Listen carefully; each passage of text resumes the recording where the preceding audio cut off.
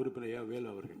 மாண்புமிகு பேரவைத் தலைவர்களே, நீங்கள் சொன்ன கருத்தை திராவிட முன்னேற்ற கழகத்தின் சார்பாக முழுமையாக நாங்கள் ஆதரிக்கிறோம். காரணம், ஒரு திருத்தம் எப்பொழுதும் கொடுக்கிற பொழுது அன்றைக்கு ஏதாவது பிரச்சனை இருக்கும் என்று தான் சம்பந்தப்பட்ட உறுப்பினர்கள் எழுந்து அந்த திருத்தம் எங்களுக்கு ஏற்புடையதல்ல, அந்த திருத்தத்தில் இப்படி மாற்றம் செய்ய வேண்டும் என்று கருத்தை சொல்வதற்கு முழு உரிமை உண்டு. அன்றைய தேதியில் அன்னன்னைக்கு பிசினஸ் முடிஞ்சிடுது. அன்னைக்கு இன்னொன்று கூட அவர் கேட்கலாம், நீங்கள் திருத்தம் கொடுத்தீங்களே, முதலமைச்சர் அவர்கள் இந்த திருத்தத்தை ஏற்றுக்கொண்டு தீர்மானத்தை நிறைவேற்றுகிறார், அது எங்களுக்கு விளக்கமாக சொல்லுங்கள் கூட கேட்கலாம். அப்படியும் யாரும் கேட்கல. ஏன்னா இந்த திருத்தம் எங்களுடைய கழகத்தினுடைய தலைவர் அவர்கள் இன்னும் குறிப்பாக சொல்ல வேண்டும் என்று சொன்னால், வீரேந்திர பட்டேல் முதலமைச்சராக இருந்த பொழுது அன்றைய தினம் பொதுப்பணித்துறை அமைச்சராக எங்களுடைய நெஞ்சமெல்லாம் இருந்திருக்கிற அன்பு தலைவர் கலைஞர் அவர்கள் பொதுப்பணித்துறை அமைச்சராக இருந்தார். அண்ணா அப்பொழுது முதலமைச்சர்.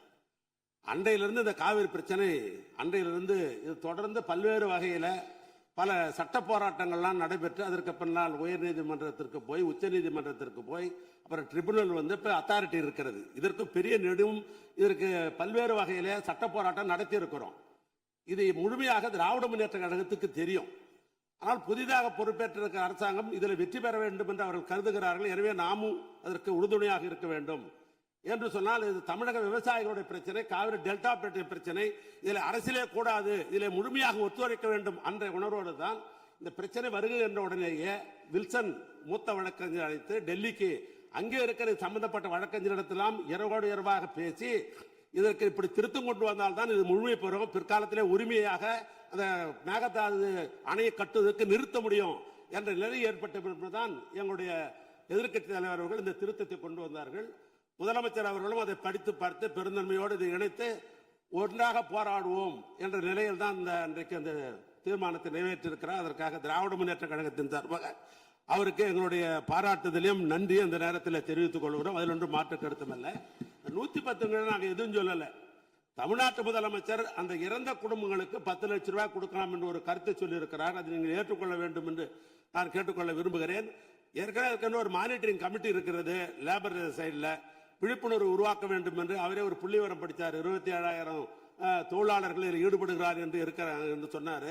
எனவே இந்த 27,000 தொழிலாளர்களுக்கும் முதலாளிகளுக்கும் ஒரு விழிப்புணர்வு உருவாக்குவதன் மூலமாகத்தான் இது கட்டுப்படுத்த முடியும். ஏன்னா ஒரு அரசாங்கம் எல்லா இடத்திலையும் தனியார் இடத்திலாம் போய் பார்க்க முடியாது. விழிப்புணர்வு உருவாக்க வேண்டும்.